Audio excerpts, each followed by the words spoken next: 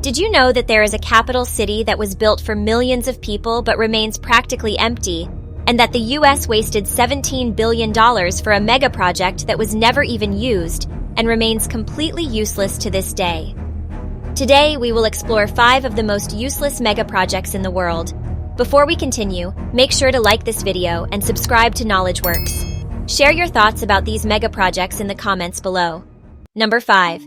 Interstate H3, Hawaii. Let's start with a breathtakingly scenic highway in the Aloha State, Hawaii.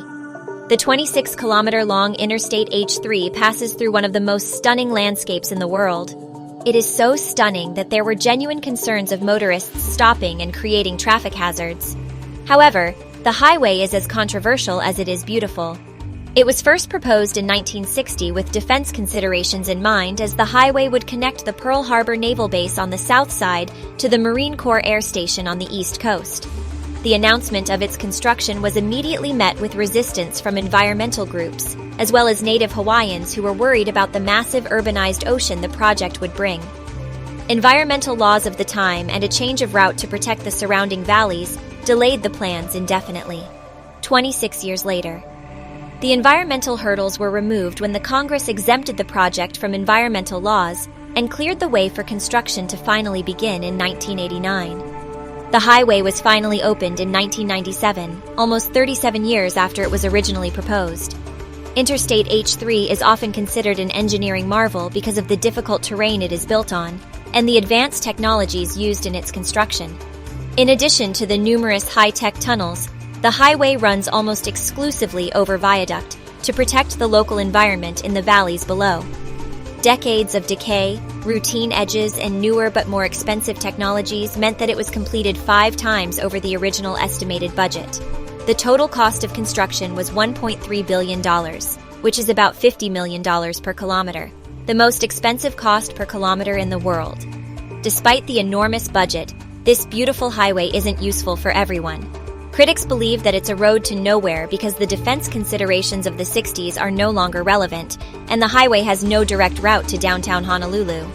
Then there's the case of native Hawaiians, a majority of whom refuse to use the H3. To this day, they consider it to be cursed, as many religiously significant cultural sites were destroyed during its completion. The Interstate H3 highway is certainly an achievement as far as megaprojects go. However, for certain native groups, it remains useless. At least it isn't completely abandoned, like the next project on our list. Number 4, Ciudad Real Central Airport, Spain. Spain is one of the prime travel destinations in Europe, and that was a key consideration when the idea for the Ciudad Real Central Airport was conceived. It was tipped to be the go-to destination for holiday travelers within Spain, as well as international visitors. The vision for this new airport was to make it an alternative to the already heavily overcrowded main airport in Madrid. The new airport had one of the top 5 longest runways in Europe and could serve 2 million passengers a year. That's a relatively low number compared to Madrid. That's 70 million passenger capacity. However, expansion plans were already in motion to boost the capacity up to 10 million annually. So when it finally became operational in 2009, the $1.3 billion expense might have seemed justified. However, all of these plans came to a grinding halt in 2012 when the company behind the project filed for bankruptcy.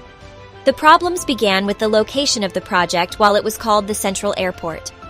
It wasn't central in any way as it was located 200 kilometers away from Madrid. This compounded problems as most of the passengers avoided traveling for hours to get to the remote location. And most big airlines preferred to carry out flight operations from the capital. So within the first year of opening, the newly built airport was reduced to a single small-time airline with no major airlines to attract passengers. The airport had accumulated a $350 million debt by 2012. Unsurprisingly, it went into receivership and was put up for auction in 2013. The airport was even popularized as an abandoned location by the hit British TV show Top Gear in 2014, after multiple auctions fell through, including an outrageous $12,000 offer. The airport was finally sold to new owners in 2019. A Spanish airport that cost €1 billion to build has attracted a bid of just €10,000. Ciudad Real's La Mancha Airport opened in 2008, only to go bankrupt and close by 2012. as businesses crashed and profits dwindled during the COVID-19 pandemic. The Ciudad Real airport got a lifeline with little hope of passengers returning. The new owners reinvented the airport as a home for grounded planes, given its dry climate, long runway, and spaciousness. By August 2020, there were 65 airplanes parked on the airport, with expansions underway to provide a storage facility for over 300 aircraft. This new storage approach gave the airport a much-needed business opportunity. However, all the stored planes will eventually be gone once the pandemic is finally over, and the return of normal flight operations remains elusive. This billion-dollar mega-project remains effectively useless for passengers around the world. Number 3. Naypyidaw, Myanmar. Next up is another mega-project that made it to Top Gear. Unfortunately, this isn't just a remote airport. It's the capital of Myanmar, a new capital that was built from scratch. Myanmar's former military leadership started building a new capital in secret in 2000.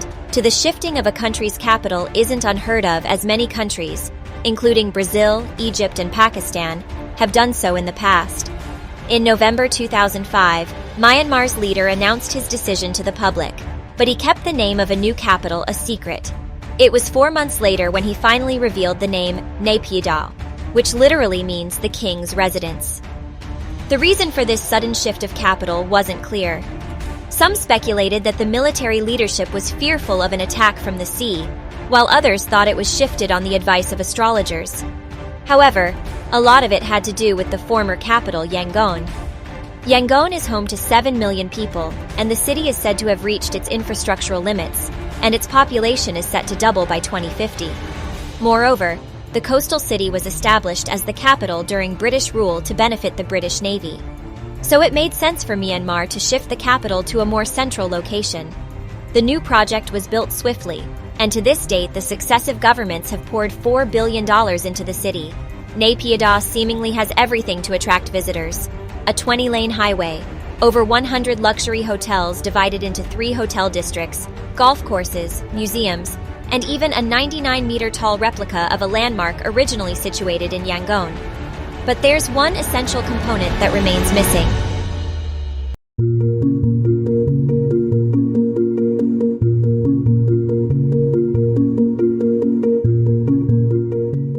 The population.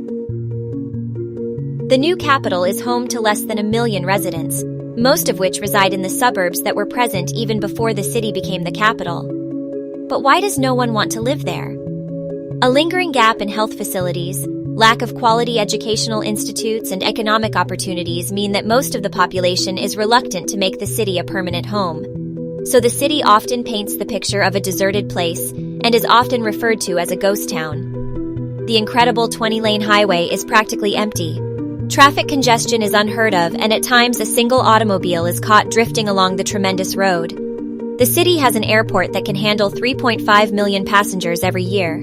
But on a busy day, a dozen people will actually use it. The shopping malls are visited only by the diplomatic staff on weekends, while the hotel lobbies are mostly empty. Despite the apparent barrenness, there is a silver lining for the royal capital. It's built as a city of the future. And with the exploding population, Naypyidaw still has time for an inevitable redemption. For now, it's arguably the world's strangest capital, and remains useless for much of the country's population.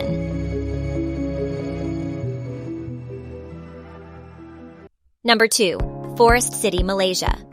We talked of an apparent ghost city, and next on our list is a green, futuristic, smart city that would rise from reclaimed land on 4 artificial islands, and will be built around an artificial forest ecosystem. Forest City's location makes it an appealing bet for investors who are aiming to profit from its proximity to the independent city-state of Singapore. Singapore has the world's second busiest port and a thriving economy. The developers have already linked Forest City with Singapore through the Second Link Bridge, shortening the distance between the cities to just 20 minutes. Forest City will also have its own customs facility, enabling residents to move freely to Singapore and back. The design is advertised to incorporate many green innovations.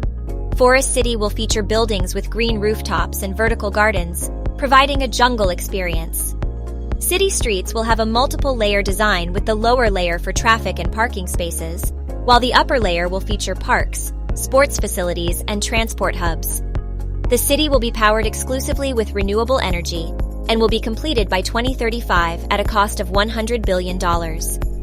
One of the 4 proposed islands is close to completion, with 50 apartment buildings, golf courses, swimming pools, and beaches on board. However, it's not all smooth sailing for this highly ambitious project. A multitude of economic and political hurdles are already hindering its progress.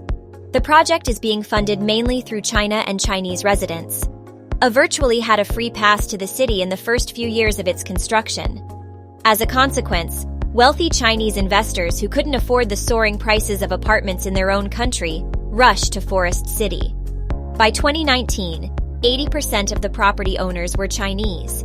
Even the street signs were in Mandarin, and the few schools that opened in the area were offering Mandarin courses.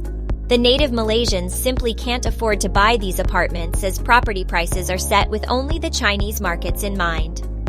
This influx of Chinese investors caused a public outcry, with opponents of the project calling it a new form of colonialism. So after a change of leadership, the returning Prime Minister, Mahathir Mohamad, banned foreigners from owning property in the Forest City.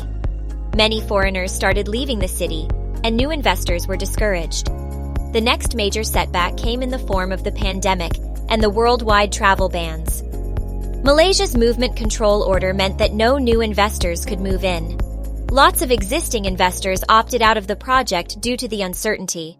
So by the start of 2020, less than 500 people were actually living in the residential developments, which is not a lot considering that Forest City is designed for 700,000 people. The project has remained in flux ever since, with some salespeople claiming that he were then.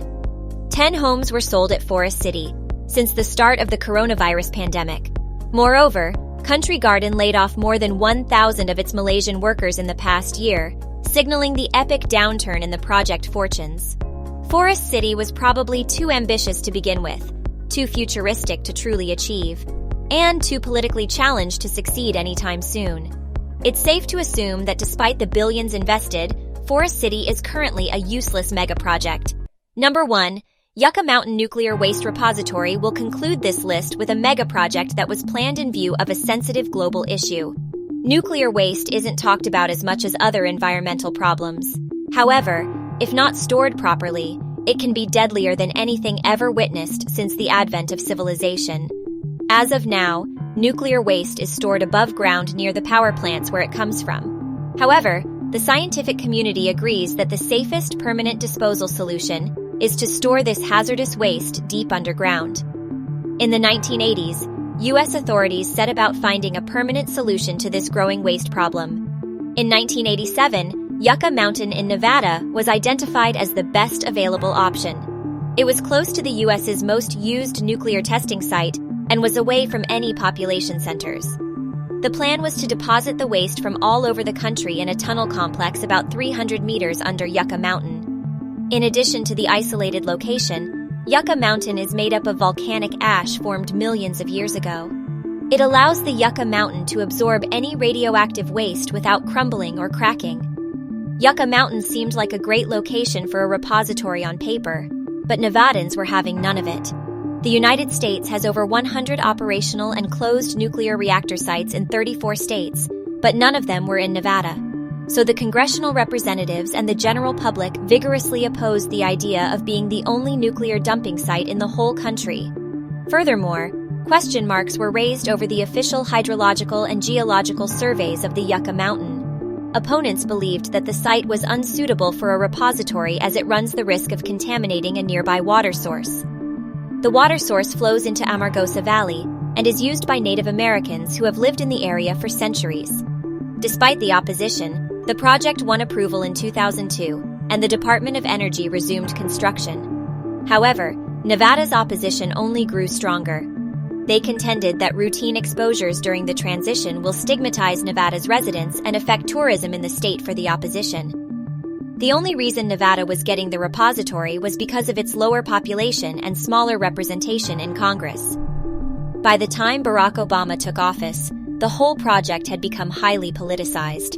And in 2010, the Obama administration deemed the project unworkable and stopped funding it. 3 years later, a federal court ordered its resumption again, but there has been little progress since. The Biden administration has clearly stated that Yucca Mountain isn't a part of the country's plans anymore. Nevada seems to have won the battle after 4 decades. Decades of planning, legal troubles, and over $17 billion have gone into the Yucca Mountain project. But after all is said and done, it has never been used and remains a useless mega project. So what do you think about these mega projects? Do you think that any of these have a shot at being useful in the future? Let us know in the comments down below. Thank you for watching, and we'll see you in the next video.